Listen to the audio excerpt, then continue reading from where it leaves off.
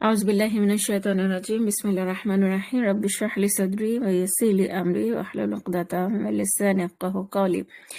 আপুরা, একটা জিনিস গত পর্বে বলেছিলাম যে there is a shift in address, ঠিক আছে? যে যা আকুম বলা হচ্ছিল, তারপরে আখাজনা মিসাকাকুম বলা হচ্ছিল, যেখানে সেকেন্ড পার্সনে আমি তোমাদেরকে দিয়েছি, তারপরে একটা চেঞ্জ হয়ে গিয়ে বলো যে কুল, কুল হচ্ছে, হ্যাঁ, যে বলো যদি তোমাদের কাছে আখিরাতের ঘরটা শুধু তোমাদের জন্য এক্সক্লুসিভ হয়।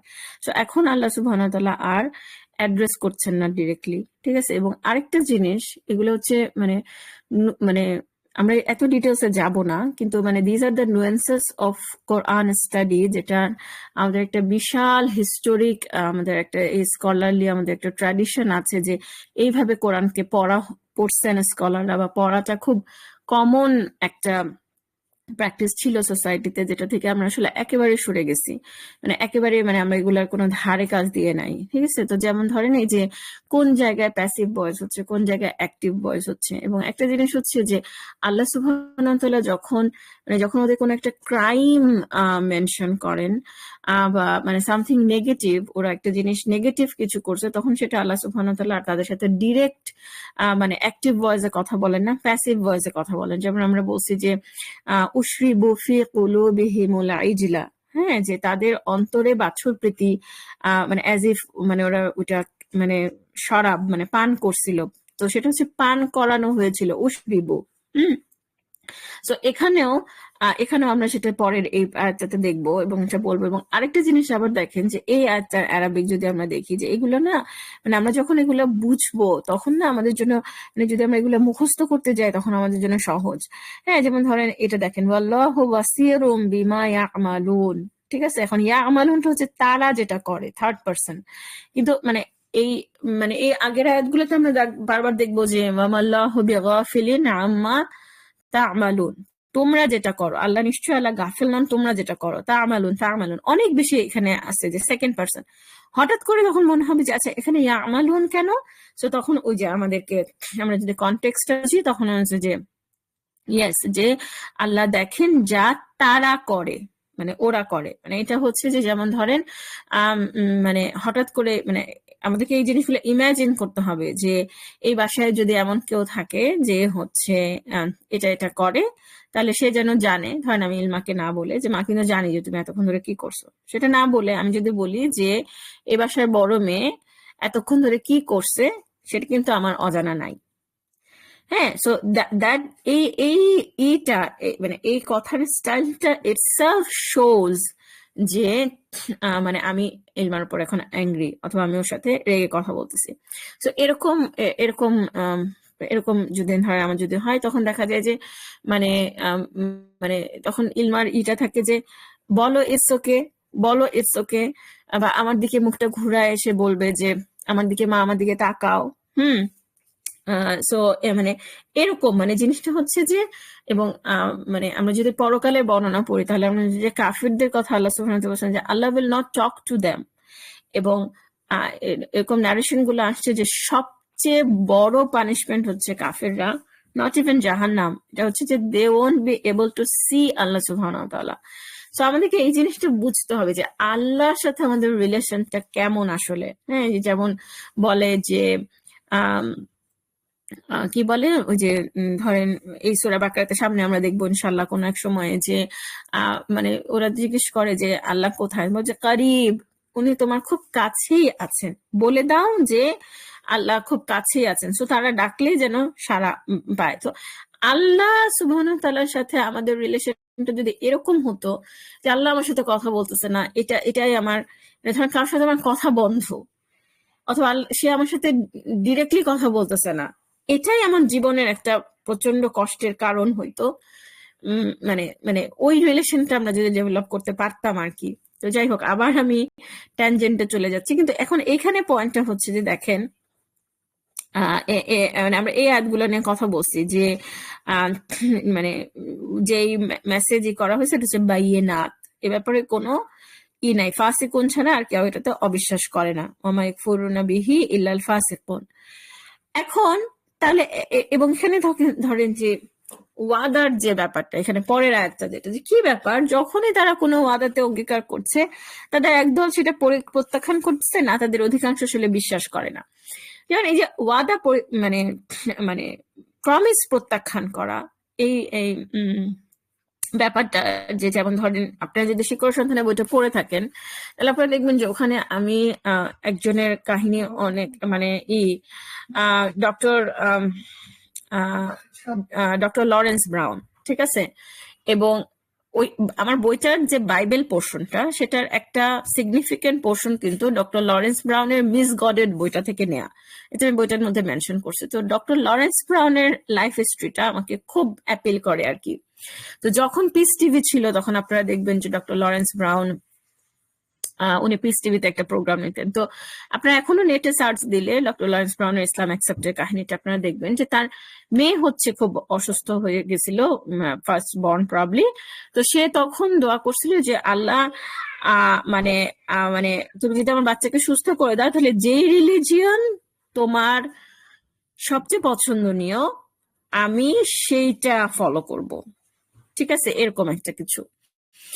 সো তারপরে 8 বছর লাগায়, it took 8 years for him to understand what's the truth, এবং সেইগুলা অভিজ্ঞতা নিয়ে উনি মিস গডেড এবং মিস গডেড বইটা লিখছেন, এবং এখন উনি মদিনাতে থাকেন। এবং ওনার লাইফ হিস্টোরি আপনি যদি পড়েন যে কি পরিমাণ স্যাক্রিফাইস মানে করছেন, যেটার রিওয়ার্ডটা উনি এখন পাচ্ছেন হয়তো বা হোয়াট এভার।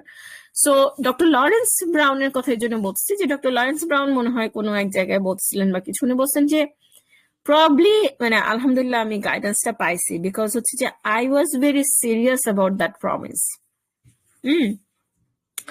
বাট সে বলতেছে যে আমি এরকম আরো মানুষকে চিনি যারা লাইফে এরকম ক্রিটিক্যাল মোমেন্টে তারা কিছু একটা প্রমিস করছে আল্লাহর কাছে, আল্লাহ তুমি আমাকে যদি এটা দাও তাহলে আমি এটা করবো, ঠিক আছে, কিন্তু তারপরে তারা ওইটা মানে প্রত্যাখ্যান মানে তারপর তারা ওখান থেকে সরে গেছে, ঠিক আছে। এবং এখানে আমি যে অ্যারাবিক ওয়ার্ডটার কথা আমি বলবো সেটা হচ্ছে নাবাজা। নাবাজা, এই যে নাবাজা হু, এখানে ওয়াদার কথা বলা হচ্ছে, আহদা, হ্যাঁ, সেটাকে নাবাজা হু, নামাজা।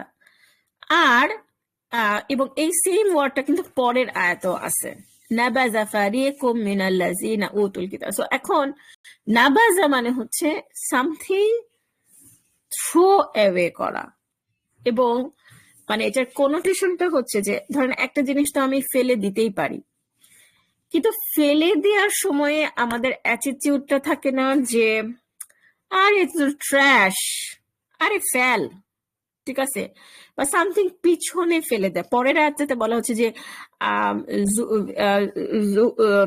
কি শব্দটা কি,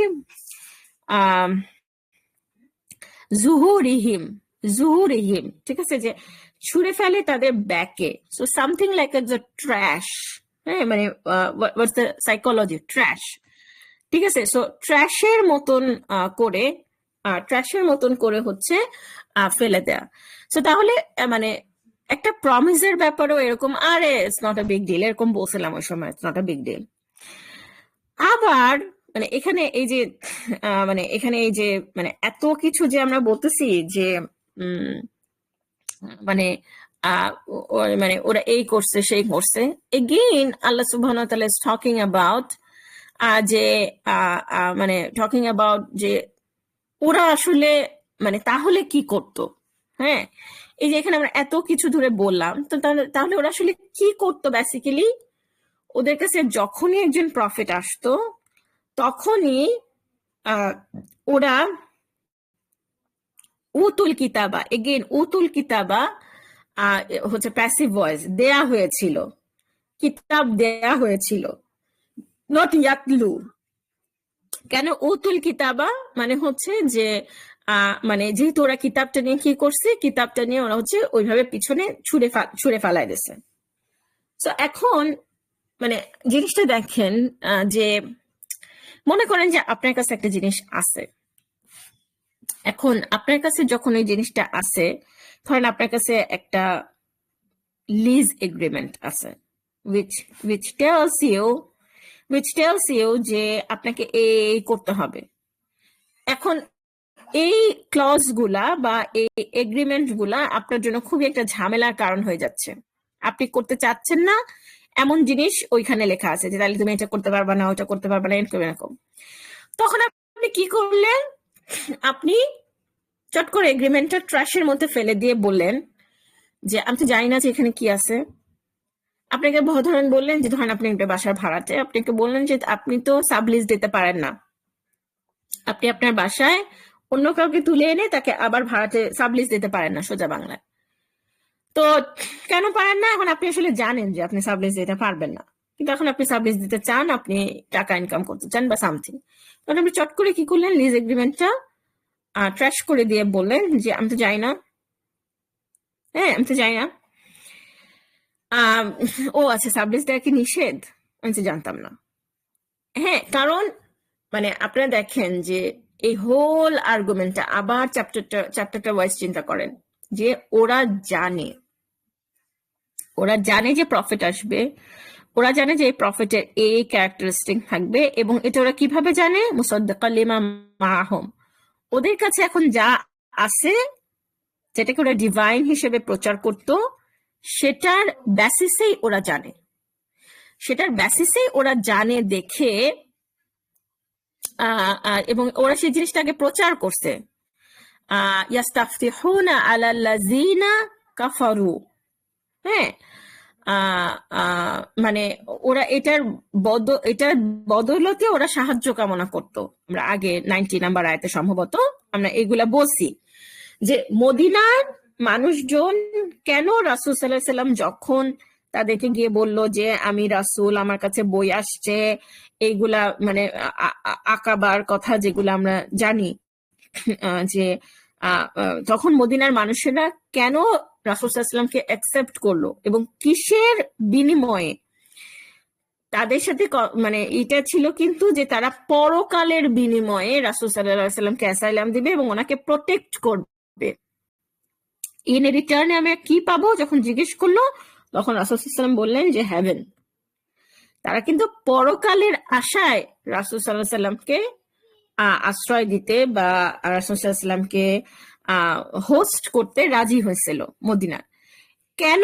বিকজ ওরা ইহুদিদের কাছ থেকে আগে থেকেই জানতো এই কনসেপ্ট গুলা। আচ্ছা, একটা প্রফিট আসার কথা, ও আচ্ছা তাহলে এইটাই সেই প্রফিট। এই সময় আসার কথা, আচ্ছা ঠিক আছে তাহলে এইটাই সেই প্রফিট। আচ্ছা, প্রফিটের ক্যারেক্টারিস্টিক্স এগুলা ছিল, হ্যাঁ মুহাম্মাদের ক্যারেক্টারিস্টিক্স তো এগুলা। সো এইরকম ছিল ব্যাপারটা। এখন ওদের জন্য এগুলা কেন ঝামেলা হয়ে গেল? ওরা তো আগে এগুলা নিয়ে অনেক ফাটাইছে, এখন ওদের জন্য তো এগুলো ঝামেলা হয়ে গেছে। So এখন ওরা বলতেছে আমি তো জানি না, আই ডোন্ট নো, তাই এটা প্রফিট আসার কথা, ও ওর এই ক্যারেক্টারিস্টিক থাকার কথা, as if they don't know. ঠিক আছে? তো এখন তাহলে মানে মানে তাহলে এখন মানে এই যে কিতাব, আল্লাহর দেয়া কিতাবগুলোকে ওরা ট্র্যাশ করতেছে, তাই না? এবং অথবা তারা এইগুলাকে গাইডেন্সের জন্য ব্যবহার করতেছে না, তারা এগুলা ব্যবহার করতেছে না। তাহলে ওরা আসলে কি করতেছে এইগুলা নিয়ে? ওরা আসলে কি করতেছে এই বইটা নিয়ে, কিতাবটা নিয়ে ওরা কি করতেছে? 102 নাম্বার আয়াতে হচ্ছে সেই কথা যে ওরা কি করতেছে। ওরা কিতাবকে ব্যবহার করতেছে সিহিরের কাজে, কালা জাদুর জন্য। ওরা ব্যবহার করতেছে তাবিজের জন্য। ওরা ব্যবহার করতেছে আমার দুনিয়ার এই উপকারের জন্য, সেটার জন্য, তমুকের জন্য। ঠিক আছে? সো দ্য হোল পয়েন্ট হচ্ছে যে জায়গা কখনো ফাঁকা থাকে না, আপনার হার্ট কখনো ফাঁকা থাকে না। আপনার হার্টে যদি আল্লাহ সুবহানাহু ওয়া তাআলা না থাকে, আপনার হার্টে যদি কোরআন না থাকে, তাহলে সেখানে অন্য জিনিস থাকবে।